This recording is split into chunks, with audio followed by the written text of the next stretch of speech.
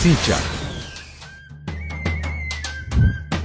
કિસાનોને કૃષિની નવી પદ્ધતિઓની સાથે ટપક સિંચાઈની સુવિધા. સિંચાઈ માટે ચેક ડેમ, વોટરશેડ વગેરે જેવી જળ સંચયની સુવિધાઓનું નિર્માણ. ગરીબ કુટુંબોને વ્યક્તિલક્ષી યોજનાઓમાં સિંચાઈના સાધનોનો લાભ. કૃષિ અને પશુપાલન આધારિત ઉદ્યોગોને જે તે પ્રદેશની જરૂરિયાત મુજબ પ્રોત્સાહન. આપણા આદિવાસી ભાઈઓ પાસે મોટી જમીન ના હોય, સિંચાઈની સુવિધા ના હોય, કૂવો ખોદાવો હોય તો પણ ઘરમાં બધું ગીરવે મૂકે તો કૂવો ખોદાય નહીં, એવી સ્થિતિ હોય. મનમાં એક પીડા થઈ કે આ પરિસ્થિતિ બદલવી જોઈએ. મનમાં એક દર્દ થયો કે આમાંથી કંઈક રસ્તો કાઢવો જોઈએ. આપણે એક વાડી યોજના લઈને આવ્યા. આ વાડી યોજનામાં આદિવાસી ખેડૂતને ખેતી કરવાની પદ્ધતિ કેમ બદલવી, કયો પાક ઉગાડવો, કેવું બિયારણ વાપરવું, જમીનમાં કેવી રીતે સુધાર કરવો, ઓછા પાણીએ ખેતી કેમ કરવી, આ બધું એને શિક્ષણ આપ્યું.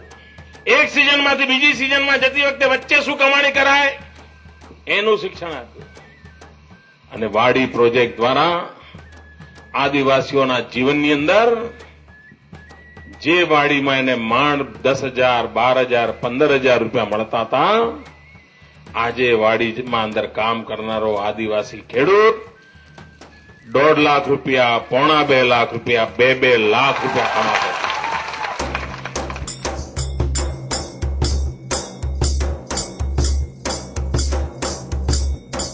અદ્ભુત છે ને આદિવાસી વિસ્તારોની આ બદલાયેલી છબી. અને આ છબીને પૂર્ણ થયેલી આપણે બહુ જલ્દી જોઈ શકીશું.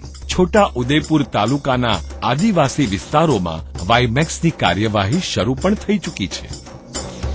વળી દાંતા ખાતેની એક શાળામાં તો બાળકોને નિયમિત રીતે કઢેલું દૂધ આપીને વિદ્યાર્થીઓની હાજરી શાળામાં સ્થિર થાય તેવા પ્રયોગોને સફળતા પણ મળી છે.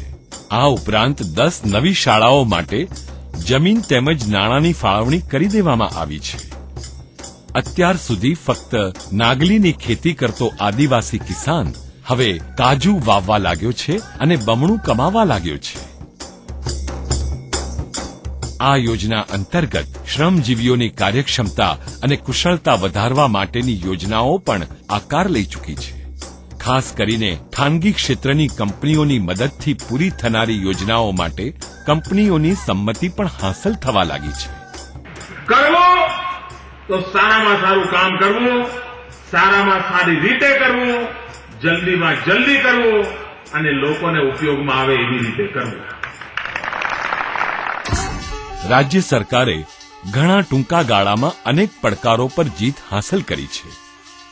ચિરંજીવી યોજના થકી અનેક માતા અને બાળકોના જીવનની રક્ષા કરવાનું ભગીરથ કાર્ય હોય કે જ્યોતિગ્રામથી ગ્રામ્યજનોના જીવનમાં પ્રગતિનો પ્રકાશ પાથરવાની યોજના હોય, મહિલા સહકારી મંડળીઓ થકી સ્ત્રીઓને આત્મનિર્ભર બનાવવી કે કન્યા કેળવણી દ્વારા દીકરીઓને શિક્ષણની તાકાત અપાવવી, સરકારે આવા અનેક ક્ષેત્રોમાં ઝળહળતી સફળતા મેળવી છે.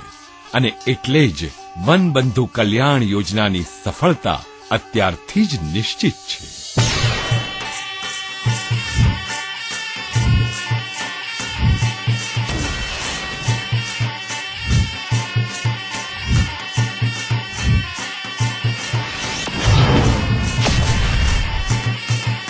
અમારે વિકાસ જ્યારે કરવો છે ત્યારે અમે એક નવી તરહ અપનાવી છે. તમને બધાને ખબર છે આપણા ગુજરાતનો વિકાસ કેવો થયો છે. જે રસ્તાઓ છે ને આપણા મુખ્ય રસ્તાઓની આસપાસ જ વિકાસ થયો છે. રસ્તો રાજસ્થાનથી આવે અને મુંબઈ જાય અને વચમાં એ રસ્તાની આજુબાજુ બધો વિકાસ. મેં પહેલી વાર એક નવું પરિવર્તન કર્યું કે આ રસ્તા જે ઉત્તરથી દક્ષિણ જતા હતા એના બદલે હવે રસ્તા હું પૂરબથી પશ્ચિમ લઈ જવા માંડ્યો. એટલે આદિવાસી પટ્ટાથી રસ્તો શરૂ થાય, મધ્યપ્રદેશના કિનારાથી શરૂ થાય અને પેલી બાજુ દરિયા કિનારા સુધી જાય, વચ્ચે અમદાવાદને ચીરીને જાય, વડોદરાને ચીરીને જાય, સુરતને ચીરીને જાય, ભરૂચને ચીરીને જાય. વિકાસનો આખો પટ્ટો જ નવો ઉભો થાય એવું એક અદભુત આયોજન કર્યું છે. ભૂતકાળમાં કોઈ આવી કલ્પના નહોતી કરી.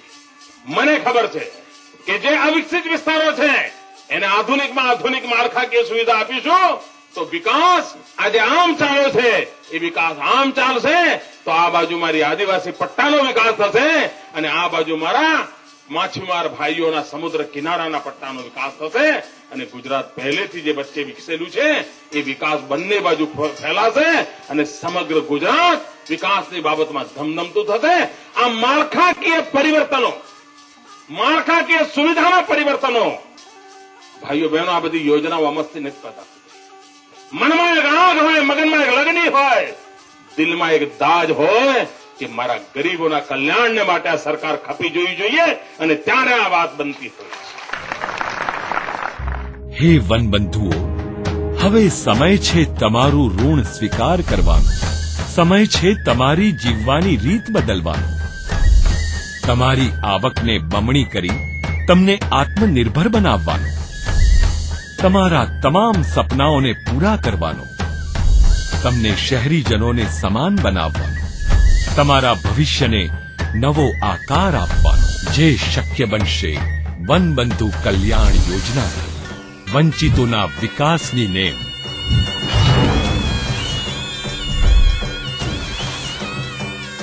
વંચિતોના વિકાસનો વાયદો.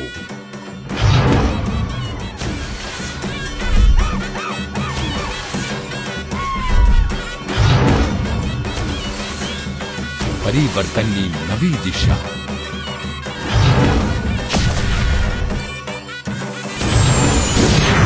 વનબંધુ કલ્યાણ યોજના. આદિવાસીઓ માટે સુખનો સૂરજ.